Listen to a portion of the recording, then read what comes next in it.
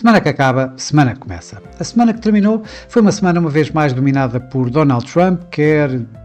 relativamente a tarifas, quer relativamente ao FED, uma semana onde ainda tivemos uma reunião importante no Reino Unido, o Banco de Inglaterra, e com alguns resultados empresariais. Isto numa semana onde a agenda económica foi bastante fraca, bastante ligeira. Destacamos o PMI-ISM de serviços, que voltou a mostrar uma descida na confiança do tecido empresarial de serviços,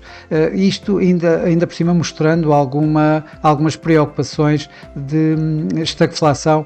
nos Estados Unidos. Isto porque o subíndice do emprego voltou a cair e o subíndice dos preços voltou a subir, colocando aqui assim pressões inflacionistas que de alguma forma acabam por pesar nas decisões da Reserva Federal dos Estados Unidos. Isto numa semana onde começou oficialmente as novas tarifas comerciais norte-americanas, onde Donald Trump continua a redesenhar, digamos, o mapa tarifário, onde continua a colocar algumas tarifas acima do que seria de esperar, por exemplo, na Suíça, dos tais 39%, e a baixar outras, como foi o caso no Japão, que acabou por retirar parte dessas mesmas tarifas, nomeadamente no que toca à importação de automóveis e de partes. Também, relativamente à Reserva Federal, Donald Trump continua a pressionar, continua de alguma forma a tentar levar com que a Reserva Federal corte os juros exatamente da forma que ele mais gostaria que acontecesse. Dessa forma, desta vez nomeou Stephen Miron, um economista da ala Dovish, muito chegado a Donald Trump e que vai substituir a Adriana Kugler, que apresentou a demissão e que neste momento já não é governadora da Reserva Federal dos Estados Unidos. Esta nomeação terá que passar no Senado e que só acontecerá quando voltarem do período de pausa de agosto, portanto no início de setembro. No Banco de Inglaterra tivemos uma reunião um pouco, digamos, estranha na medida que, tal como era esperado, Andrew Bailey cortou a taxa de juro em 25 pontos base, de 4,25% para 4%, mas numa segunda votação, ou seja, na primeira votação, os 9 membros ficaram empatados com 4 mais 1, que desejaria um corte de 50 pontos base nesta reunião, que depois se juntou à ala, digamos, dos 25 pontos de corte de taxa de juros, para então o Banco de Inglaterra proceder com essa decisão. Foi histórico, isto nunca aconteceu no Banco de Inglaterra, e de facto daí a estranheza desta reunião levou digamos, um teor bem mais hawkish à reunião do Banco de Inglaterra do que aquilo que seria de esperar. Relativamente aos resultados empresariais, eles saíram relativamente em linha com o esperado pelos mercados, com, digamos, o destaque da Palantir, que teve resultados bem acima do esperado e dando aqui assim algum suporte aos mercados acionistas. Bom, mercados acionistas que de facto acabaram a semana em ganhos relevantes, a melhor semana desde junho, de uma forma geral, em ganhos praticamente com todos os índices, com todos os principais índices bolsistas a nível global. O Eurostoxx subiu mesmo mais de 3% e, digamos, as bolsas europeias foram as que mais ganharam, isto talvez impulsionados com a possibilidade de haver aqui assim uma trégua entre a Rússia e a Ucrânia. No Japão, o Nikkei também foi dos que mais ganhou aqui a cerca de 2,5%, isto também com um boost dado pela tal situação da isenção de parte de tarifas aos automóveis e partes de automóveis, ou seja, peças automóveis. E o SP500, o índice mais representativo dos Estados Unidos, também ele a subir cerca de 2,4% esta semana. Por cá, o PSI ganhou cerca de 2%, bastante impulsionado pelos ganhos da Mota-Engil, que teve uns impressionantes mais de 17% de valorização esta semana, e com a EDP Renováveis a ser a empresa que mais caiu dentro do PSI 20, que caiu aqui cerca de 3,5%. O mercado cambial, contrariamente à semana anterior, esteve bastante menos volátil, teve bastante, a volatilidade caiu de forma bastante significativa.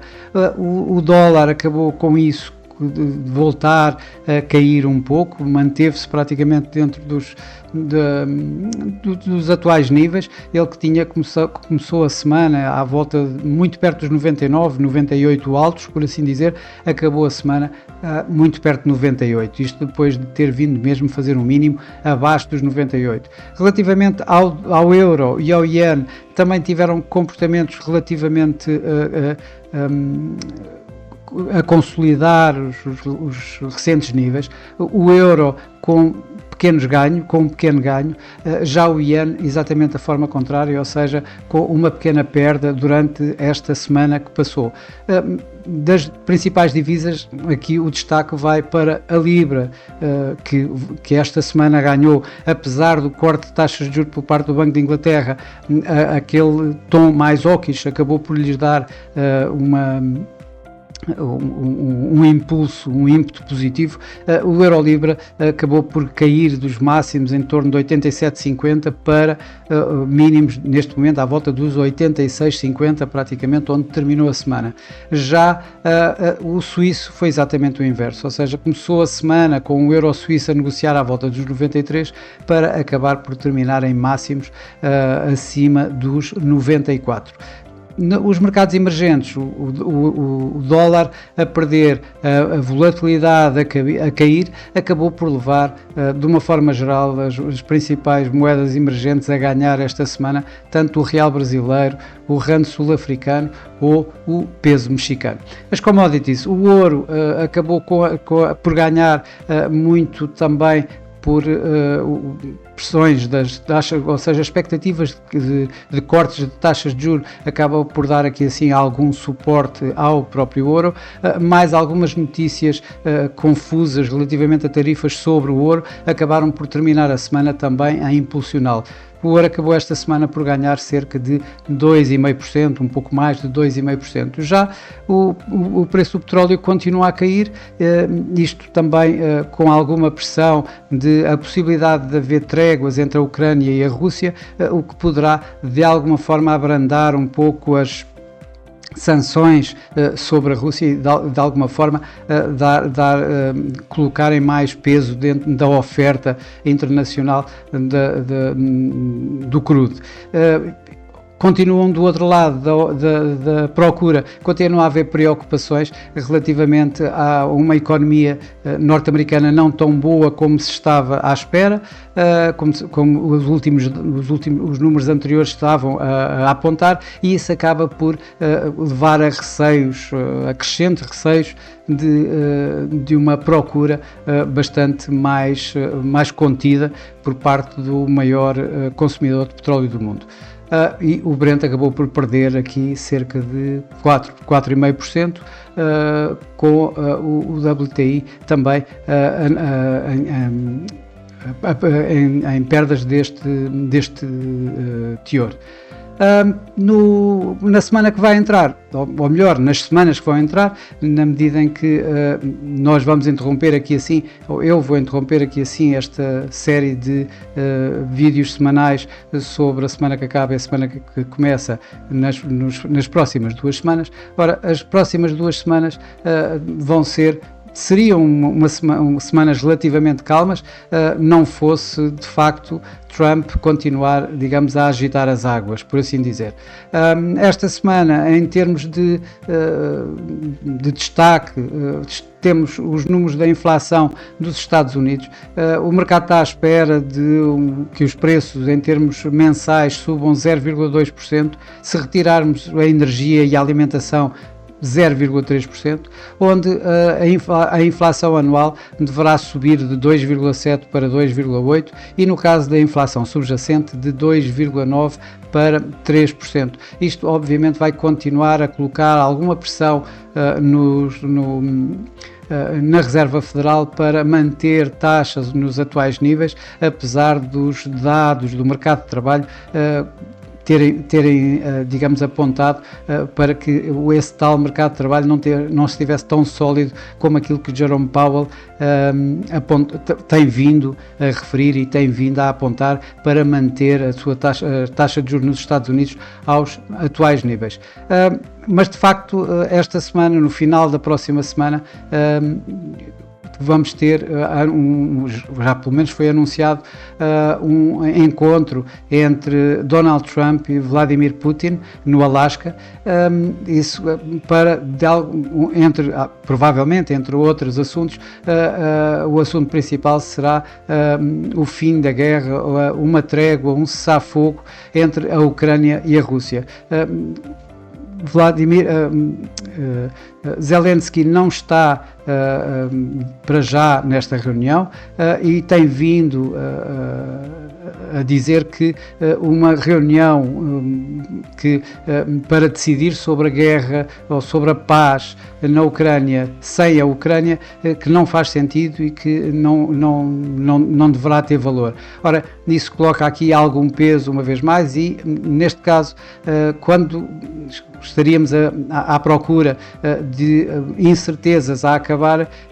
uma situação como esta, uma situação em que não envolve a Ucrânia, não envolve Zelensky, provavelmente continuará a levar mais incertezas, inclusive ao próprio mercado. Na semana seguinte, vamos ter então o simpósio económico de Jackson Hole, nos Estados Unidos, onde vão lá estar os representantes de bancos centrais, políticos, economistas, e que têm servido variadíssimas vezes para anunciar diferentes caminhos nas políticas monetárias. O mercado vai estar bastante atento às palavras de Jerome Powell numa altura em que a independência da Reserva Federal tem estado a ser posta em teste, tem estado a ser testada e vamos ver até que ponto é que vai em Jackson Hole, vamos ver até que ponto é que Jerome Powell vai continuar a combater essa independência da Reserva Federal ou se por outro lado vai mostrar alguma cedência. Isto ao mesmo tempo que, digamos, traz a primeira grande intervenção após conhecermos os tais dados dos non-farm payrolls muito abaixo daquilo que estávamos à espera e com revisões ainda mais chocantes, mas nessa altura também já teremos mais dados da inflação que provavelmente Jerome Powell irá